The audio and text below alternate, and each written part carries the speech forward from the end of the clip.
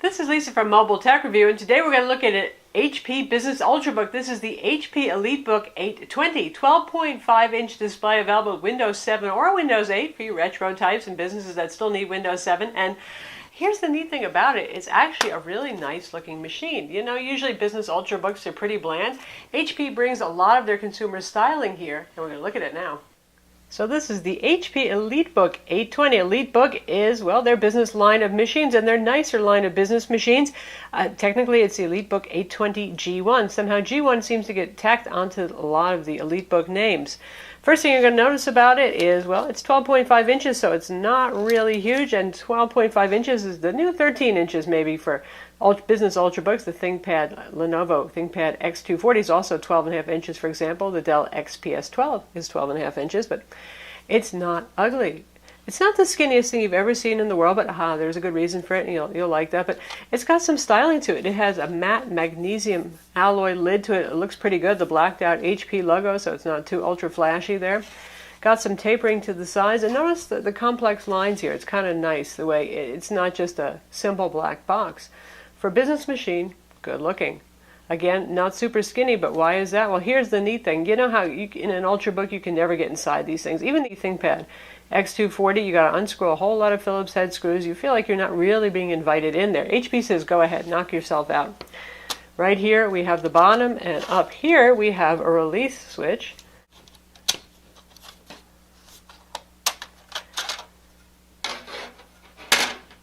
And looky dooky, there it is, everything. This is the battery. You can actually remove it. There's two different battery capacities. We have the 46 watt-hour battery in here.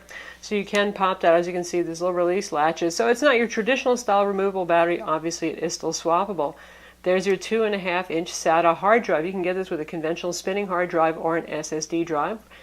Right here we have the flash cache, which is labeled. They really expect IT departments to actually open these up and work on them, so it's nice. There's no guessing what the heck these things are. So if you want a spinning conventional hard drive and say a 32 gig caching drive, there's your M2 slot for that. Wide area or WAN, wide area LTE networking if you want that option. Here's our Wi-Fi card. This is dual band Intel 7260N Wi-Fi, and look, 2 RAM slots on a 12.5-inch machine. You're lucky if you even get one. Often it's just soldered on board. Labeled here DIMM 2. Again, everything's pretty clearly labeled so you can figure things out. So we have a 4 gig machine. We have one 4 gig DIMM, and there's your fan over here in case you want to blow it out and clean it up.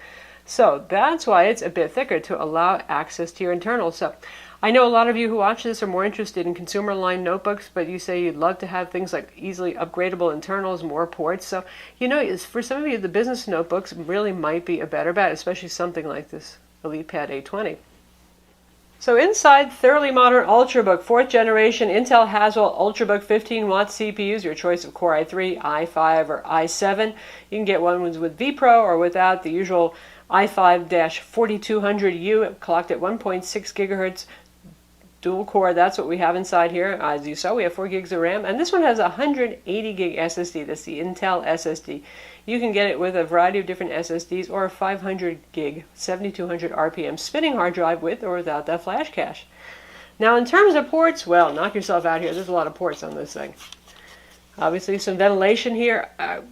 Fairly cool, quiet machine. Ultrabooks usually are. There's obviously enough room for cooling inside of this, so this is not a noisy machine at all. You can bring it to a meeting and nobody will beat you. Lock slot right there. Your ventilation, VGA port, handy for folks in businesses who still have legacy VGA monitors and projectors. USB 3.0 port with charging. Smart card reader. Business folks, you know what that is. The rest of you, just ignore that little slot. Indicator lights on the front over here for sleep, charge status, that sort of thing. 3.5mm combo audio jack, full-size display port right there for higher resolution monitors. That's always nice. Another USB 3.0 port, another USB 3.0 port for a total of 3 ports. That's gigabit Ethernet there, wired networking. And here we have docking connector, because this actually works with HP's dock. Being a business-oriented machine, business folks like docks. So you can take this away, then bring it right back to your desk and just plug in the dock connector to have everything working at once. And there's our charging connector. And down here, yes, there is an SD card reader, and it's inset here, a little blank dummy, so it's not going to stick out real far. In fact, it won't stick out at all when you have a card in there, which is nice. Robustly made, mil spec, according to HP. feels strong enough. It doesn't rip, doesn't flex, anything like that. You drop it, nothing much happens to it. Not that I'm saying you should be slamming this thing around, but it's pretty sturdy. And nice looking with the usual HP logo on the back, just like consumer machines. So, attractive package, particularly well configured when it comes to ports, especially considering 12.5 inches and 2.94 pounds. That's not bad. Charger is very compact. Lightweight, 45-watt charger right here. Usual, plenty of cord on it, so easy to use. Not much to carry around. Again, good for the light business traveler. Inside, here's the good news and here's the bad news. This is a 1366 by 768 display. This is not a touchscreen. There is no touchscreen option that we have found on this. There is a higher quality panel option available. This is the base quality level. The nice thing about this is it's matte, so you're not getting a whole lot of glare there. The bad thing is you can see how it appears and disappears. The viewing angles aren't super wide. They're not hideous. We've seen certainly worse things than this, but not super great. Color saturation is okay, not superb on this. So sadly, a lot of business machines get shortchanged on display quality. This would be one where the display is okay, but not great. Again, matte does count for a lot, and you can go for the higher quality display option. Still going to be 1366 by 768. Which for a lot of business users, let's face it, is perfectly acceptable, especially given the way Windows handles scaling or Windows apps not so well. Speaking of Windows, right here, Windows 7 we have. Aha, you can get it with Windows 8 or Windows 7. It's up to you. HP decided to ship this to us with Windows 7, I think, to outline the fact that that is still an available option here. So for those of you, or for those of you with IT departments that still prefer Windows 7, there it is. And hence the lack of a touchscreen makes sense here, because with Windows 7, the touch experience really wasn't paramount like it is in Windows 8.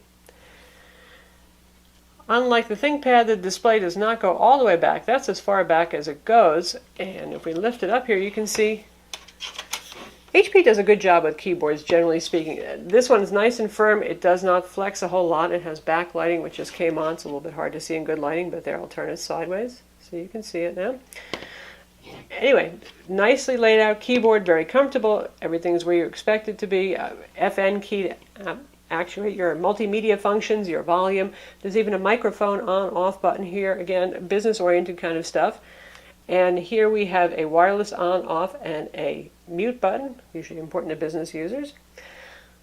And on the opposite side, we have our power button over here on that side. And then we have the grill over here, speaker grill. Notice the trackpad and the track pointer. As ever, HP is trying to steal away Lenovo ThinkPad customers, and to that end, those folks are used to having their track point, the embedded eraser stick pointer, with the dual sets of buttons over here. Now, Lenovo has moved over to the buttonless trackpad design. Still has the functionality of all these buttons, but the physical clicky buttons are gone. HP sticks with this, and I know a lot of you traditionalists kind of miss those moving clicky buttons. You get them here. These are very soft buttons. It's funny, some manufacturers have very stiff trackpads and very stiff keyboards. This is very, very soft. Key travel on this, you can see from the side, it's not super duper high. It's not quite up there with some of the better ThinkPad keyboards or even Dell keyboards. It's not a terrible keyboard, but I would just like a little more traveled for it to feel comfortable. And the keys aren't really concave, they're just flat, and they're not shaped in any way. So it's a very confident keyboard, but it's not the best of the best. And now for comparison, because obviously these two are direct competitors, we have the Lenovo ThinkPad X240 and our HP EliteBook 820 right here. And you can see they're about the same size. The screen quality, these are both 1366 by 768 panels. The HP is seriously matte. There's a kind of an anti-glare coating on our Lenovo, but the Lenovo has a more pleasing screen. It's just got that nice kind of, hey, I'm an IPS screen look. So you start out with a better screen there without having to upgrade like you do with the HP, which isn't the end of the world. Keyboards, you can see the difference in key height here with the Lenovo. Definitely a better keyboard there, but you do get that buttonless trackpad that does drive some people absolutely nutty. Lenovo, of course, opens up flat for those of you who need to do that kind of thing. And if we close them up, about the same footprint, just a very different idea of styling between these two.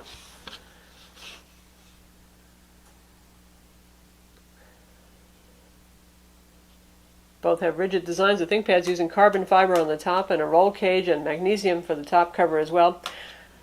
This guy, all metal on the outside.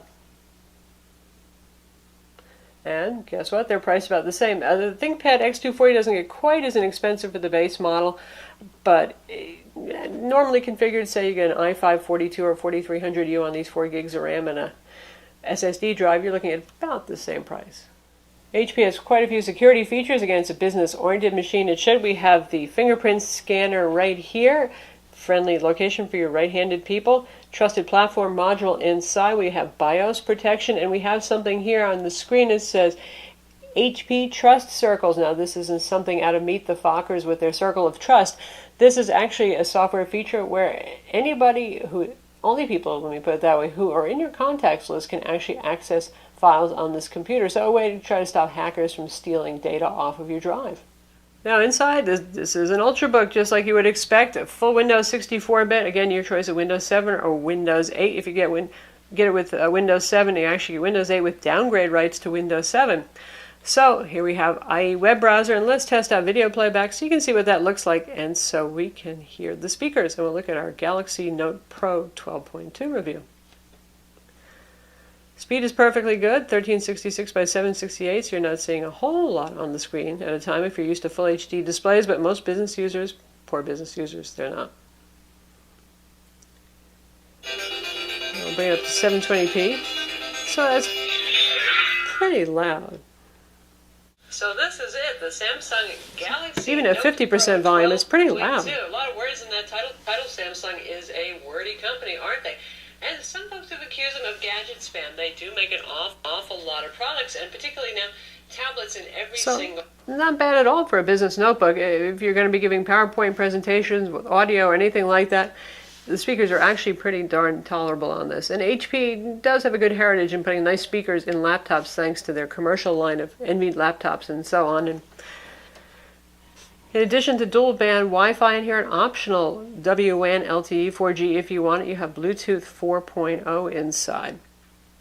As you saw, you have 2 DIMM slots, so you can go 4 gigs, 8 gigs of RAM in theory. You should be able to go up to 16 gigs of RAM. You can go up to a Core i7. It's still going to be a ULV Ultrabook CPU, so you're looking at the Core i7-45 or 4600U.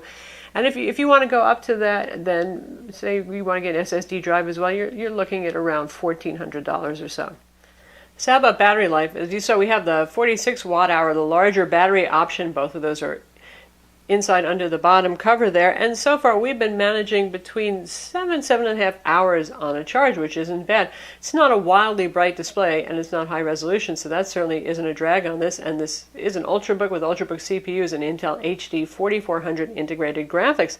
Probably with some stronger power management, you could push this even a bit farther with the higher capacity batteries. That's not too bad at all. In terms of benchmarks, it scores pretty much like what you would expect from a Ultrabook.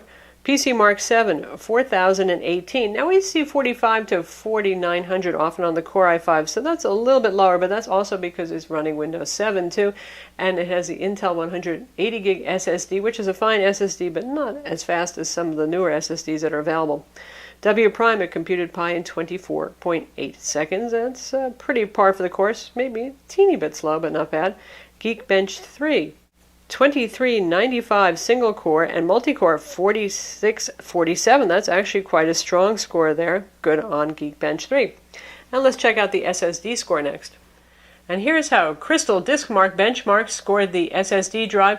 Not bad. The write speeds are not phenomenally high on this particular drive. Again, you have a couple of different SSD drive options. Or obviously, it's pretty easy to pop the drive of your choice in there. So all in all, it's a very competent little laptop, Ultrabook. Portable, not bad looking, sturdy, lots and lots of ports, a docking station option. Price is pretty reasonable. Sometimes business machines can really be expensive. This one isn't bad at all. The only thing that kind of hurts is the display quality, but again, you can opt for the higher quality panel. You're still not getting the touchscreen, but at least it'll look better and you won't be getting full HD. Again, business users in a 12.5-inch machine, maybe they don't crave that as much, and it's a perfectly usable resolution, even if it's not ultra sharp. So that's the HP EliteBook 820, available now, again, starting at around $874, nice round number there, but as configured, about $1,200, and yeah, that's in league with other Ultrabooks. And you can get a lot of ports here, you get a lot of styling, you get a lot of security stuff. The screen is just okay. It's not the greatest that we've seen, though they do have a higher quality option that may look a whole lot better. I'm Lisa from Mobile Tech Review. Be sure to visit our website for the full review, and don't forget to subscribe to our YouTube channel.